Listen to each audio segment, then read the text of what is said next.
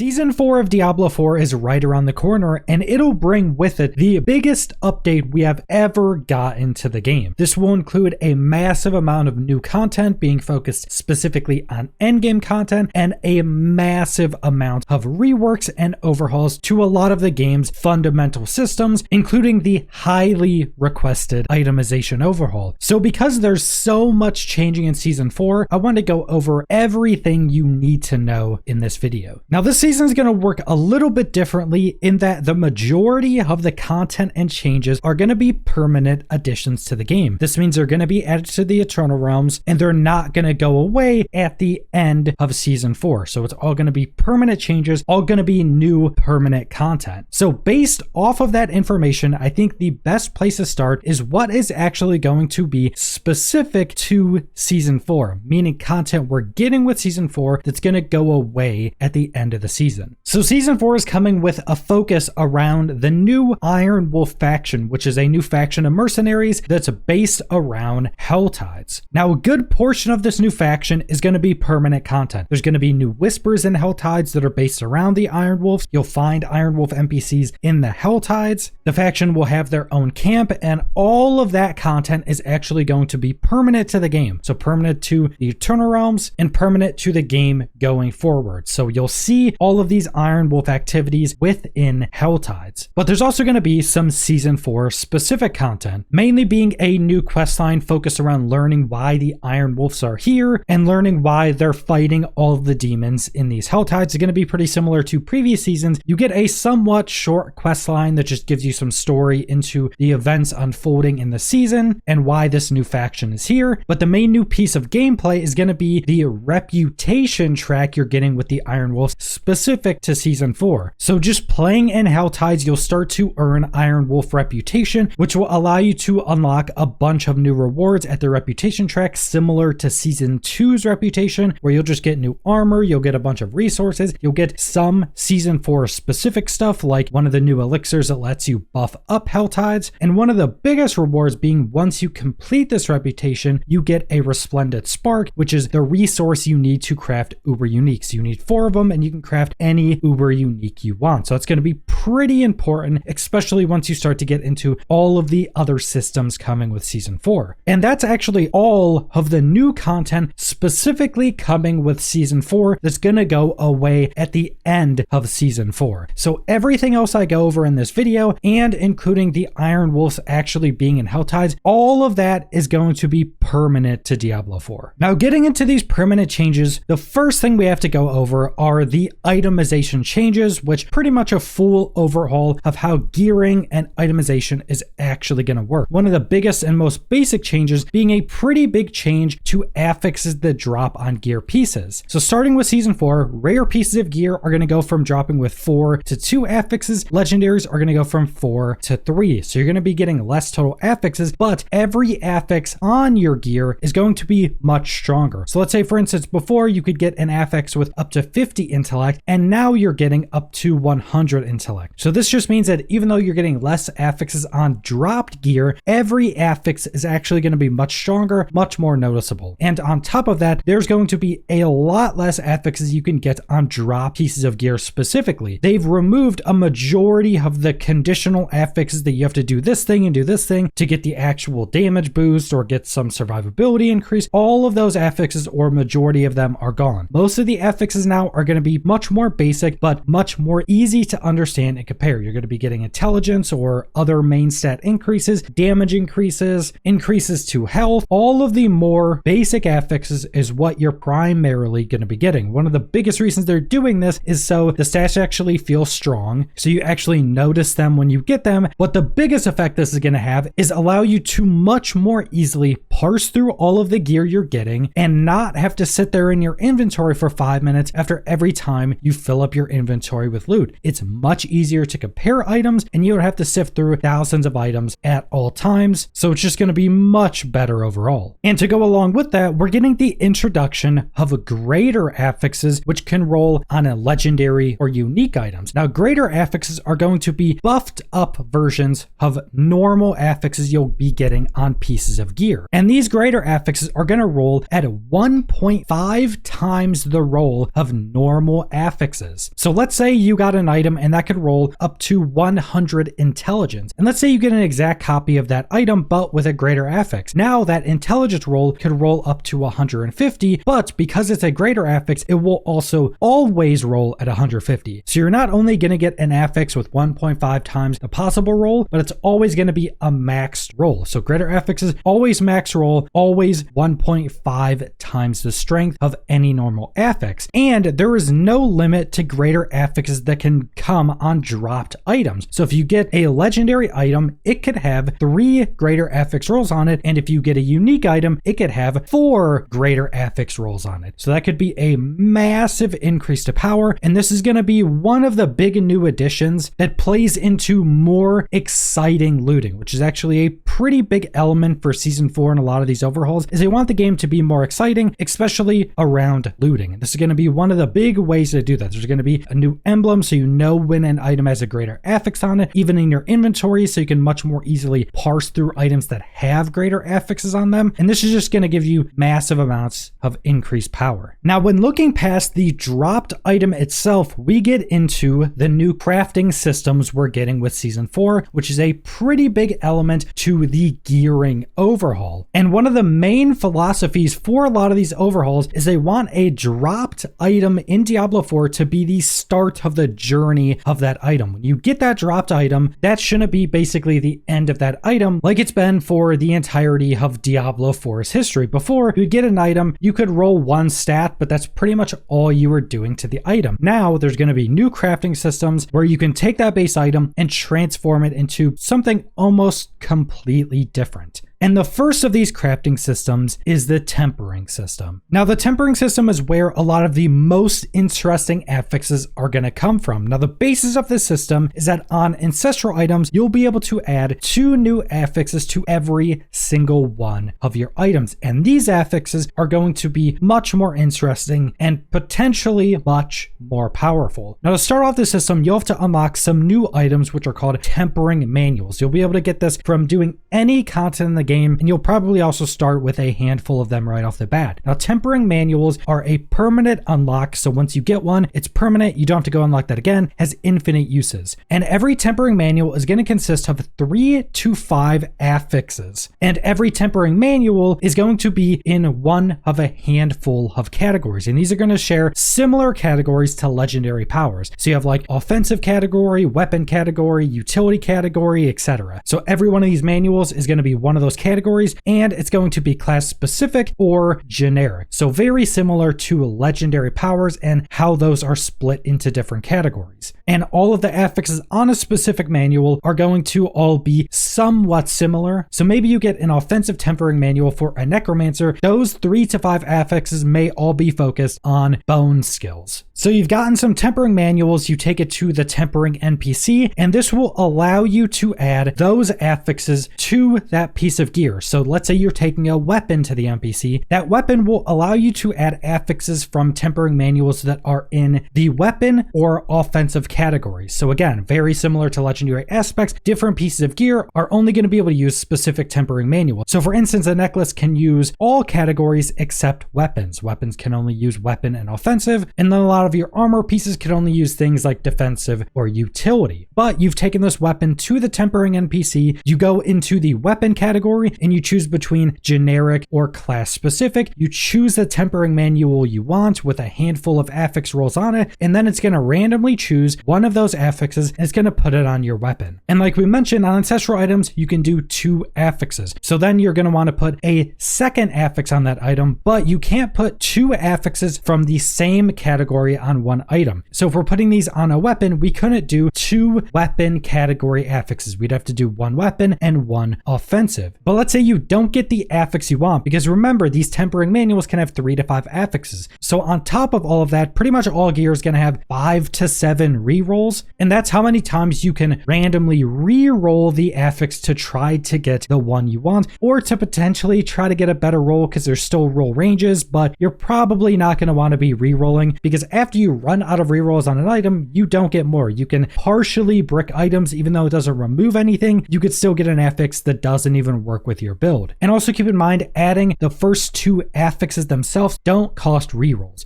It's only after you add the affixes do you then get into using up the rolls on that piece of gear. Now, what makes tempering so interesting is the actual affixes you can get, because there's a lot of unique affixes that only come from the tempering system. You can get things like multicast. When you use an ability, has a chance to cast that ability another time, just completely for free. And you can get this on a lot of the abilities for most of the classes, so you could have a chance to cast a second tornado on a druid after casting a tornado. You also have things like increasing the area size of skills, so you'll actually be able to have a skill hit pretty much the entirety of your screen just by getting some of these new tempering affixes. There's also going to be some of those more conditional affixes that were removed from being able to be dropped on gear and added into the tempering system. Now, the reason for this is because some of those may be really good for certain builds. This allows them to not drop on gear, so you don't have to worry about constantly getting all these useless conditional affixes that are really hard to sift through. Instead, it's just completely up to player choice to choose to add those to your pieces of gear. But again, a lot of the strongest and most interesting affixes are going to come from the tempering system. And you're also not going to be able to add tempering affixes to unique items currently, but that may actually change in the future. And the tempering system is kind of the start of that dropped items journey. Now, the next stage of that items journey is going to be another new crafting system called Masterworking. And this is going to be replacing the upgrade system we had in Diablo 4, where you could upgrade an item like 5 times. It would increase the stats a little bit, but that's basically all you did. Masterworking is just a much upgraded version of this system. So Masterworking is going to be an upgrade system where you can massively increase the affixes on your items, and it's going to be split into 3 different sections. Every one of these sections is going to have 4 total upgrades. And to upgrade, you're going to be using some normal currencies, but you're also going to need a new currency from one of the new endgame pieces of content we're also getting in season 4 that we'll go over later. And in every one of these sections, the first 3 upgrades will increase every affix on that item by 5%, including your tempering affixes. But then the 4th upgrade of each section increases 1 affix by 25%. And that's the exact same for all 3 sections. So 5%, 5%, 5% on all affixes, 25% on 1 affix. Next upgrade section, 5%, 5%, 5% on all affixes, then another 25% to an affix. Now, where this gets really interesting is those 25% upgrades that only hit 1 affix can stack, and they all could hit the same affix. So that also means they all could hit the same tempering affix. So you could say get some massive damage increase or damage proc on a tempering affix, and you could get all of the 5% upgrades from the first 3 upgrades, and then you could also hit all 3 of the 25% increases to that 1 affix. This will just allow you to potentially increase 1 affix by an absurd amount. But as you would expect, this is RNG. All 3 of these upgrades could hit 1 affix, or all 3 could hit all 3 different affixes. And because that's a lot of RNG, you're actually able to reset the masterwork on an item. So let's say you upgraded 12 times, you got really bad rolls on those big upgrades, you want to reset it. You can go reset it. It will remove all the upgrades. It won't change the item in any other way. You won't get any of your resources back. But if you're trying to min-max on an item, you can just go farm up more resources and constantly reset an item until you get all those big upgrades on the affixes you want them on. Unlike the tempering system, the masterworking system can be used on unique items. So you could upgrade a unique item, and a lot of unique items have completely unique affixes, and you could potentially have some really unique affix on a unique item, and you could get all 3 of the big upgrades on that affix. Now you just got some crazy power increase.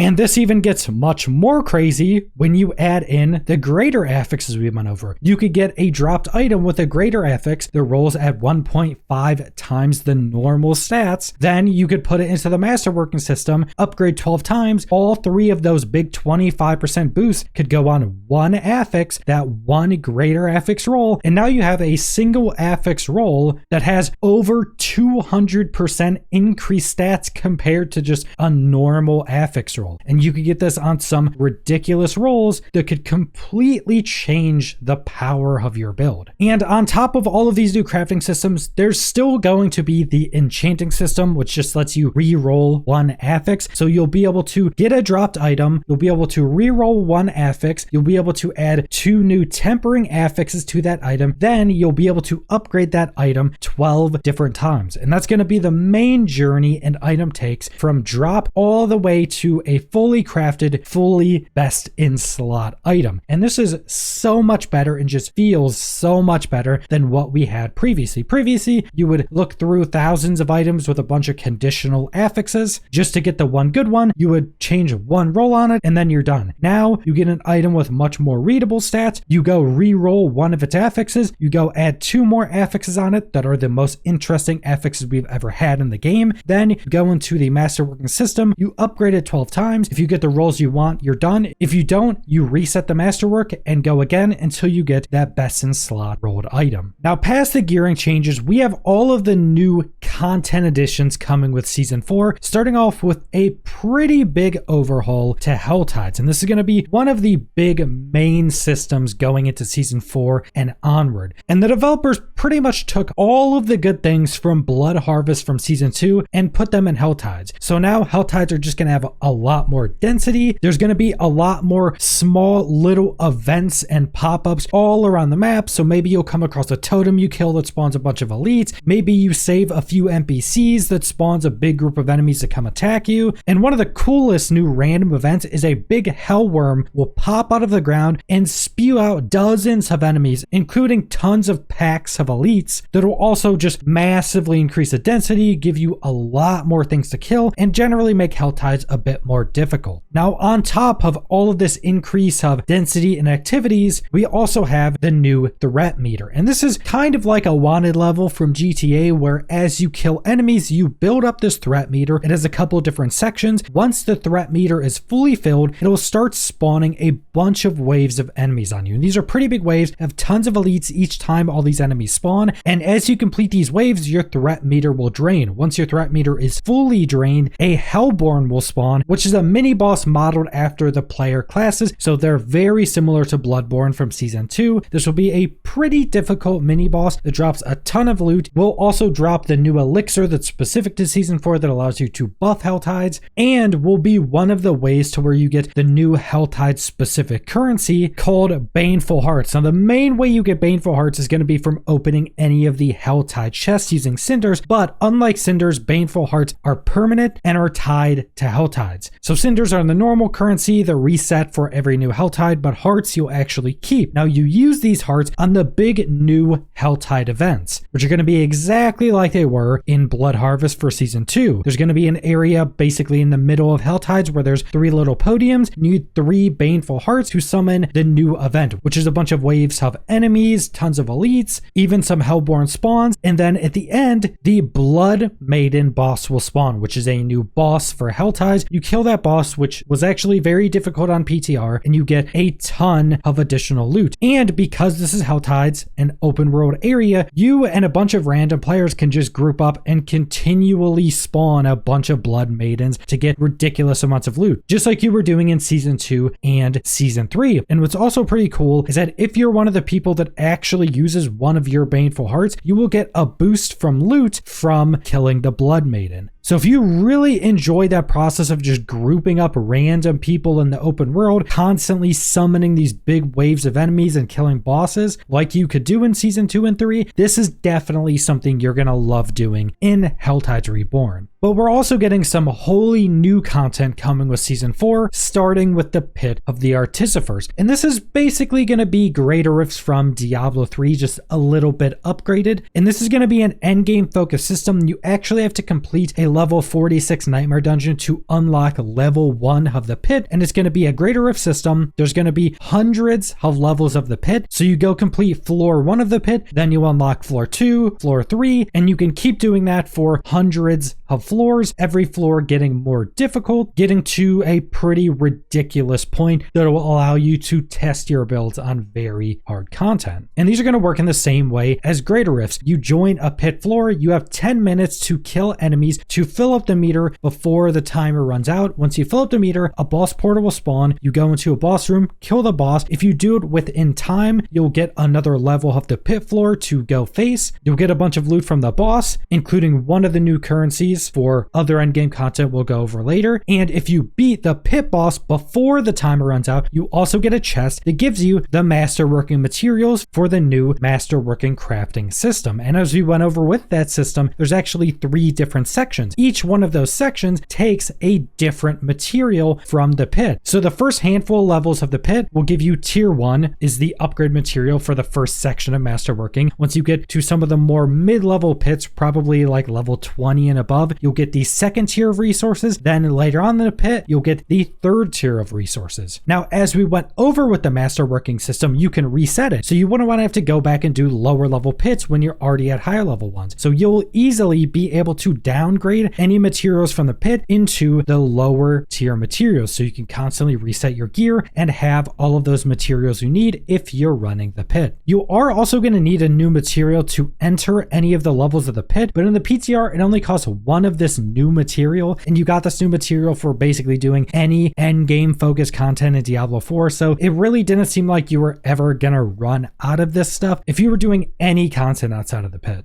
And the pit is going to have some features that makes it purely focused on gameplay. First off, any enemies you kill in the pit don't drop any gear. Nothing drops in the pit until you defeat the boss at the end. So all you need to focus on is killing enemies as quickly as you possibly can. And in the PTR, the pit had really good density. You would kill a big group of elite enemies, and you would only go a few seconds until you got to another big group of elite enemies. It felt very well paced and felt like it had very good density that felt like you were never going too long without fighting another big pack of elite. And then we have some pretty big new additions to the endgame boss ladder that was introduced in previous seasons. And if you haven't played any of those seasons, basically there's a bunch of endgame bosses that you need to do more specific activities to get their boss summoning materials. Go summon that boss, and every single one of those bosses has a really high chance to drop specific unique items. So if you want this specific unique, you would go farm the Beast in Ice. If you want this specific unique, you would go farm Lord Zir. And then as you defeat specific bosses, you get more boss summoning materials, which ends in you fighting Duriel, which has the highest chance in the game to drop uber uniques. And the first new change to the boss ladder is we're getting a new boss, Dariel, and she's going to work as basically the same thing as Duriel. She's going to have the same chance to drop uber uniques, so you could farm her instead of Duriel, but she's going to use new boss summoning materials. So instead of having to go to the specific bosses to get Duriel summoning materials, you could go do the other bosses and get Dariel boss summoning materials. So it just gives you a lot more options to farm uber uniques. But that's not all, because we're also getting what's basically like double uber versions of all of the endgame bosses. These are called tormented bosses. Now, tormented bosses are all level 200, and they're incredibly difficult. They had crazy amounts of health on the PTR, and they're going to take a new material called Stygian stones, which have a chance to drop from all of the pit bosses. So once you defeat the boss at the end of a pit, it'll give you a bunch of gear and have a chance to drop Stygian stones. And you don't actually have to complete the pit in the allotted time to still get the boss loot and Stygian stones. You only have to do that for the Masterworking materials. So Stygian stones, you're going to be able to get a decent bit of those pretty easily, and you're also going to need quite a lot of additional boss summoning materials. And specifically, you're going to need 3 times the normal boss summoning materials, but these tormented bosses are going to drop 5 times the normal loot. So if you're actually able to kill these bosses, because again, they're going to be very difficult, you're going to be able to be much more efficient facing the level 200 version of these bosses. They're going to be much more difficult, and even if you can't kill them, they may take a lot more time. And on top of all of this, the first tormented boss you defeat will give you a resplendent spark, which again is used to craft uber unique items. But that's just the first tormented boss you kill. It's not the first time you kill every boss, it's just the first one, you get 1 spark and that's it. And all of the level 200 bosses will also have higher chances to drop uber unique items. So getting a super strong boss killing build to go kill these tormented bosses is going to be the best way to get uber unique items. It's also going to be pretty fun because these are actually difficult boss fights. Now, on top of all of these changes, all of these new additions, we're also getting a lot of the other stuff you would expect from a new season. We're getting a bunch of class class balancing, tons of class buffs. We're getting a bunch of new legendary powers. We're getting a bunch of unique items. Specifically, we're getting 2 new unique items for every class and a new uber unique item. And then we're also going to be getting just a ton of general balancing around game difficulty, around the classes, around a bunch of the class uniques and legendary powers. So there's going to be all of that as well, which is also going to add a lot of new content, a lot of new build possibilities, and get to change up a lot of pre-existing builds. And that's not even all either, because there's a bunch of more niche and smaller changes that are still going to have a pretty big impact on overall gameplay. And I think I'll go over a lot of those more niche, smaller changes in a future video. But I think this has been a pretty good overview on everything you need to know for Season 4 of Diablo 4. Easily going to be the biggest season we've ever gotten. This is definitely going to feel like a new version of Diablo 4. And in my opinion, having already played a bunch of the PTR, this version of Diablo 4 is really good. But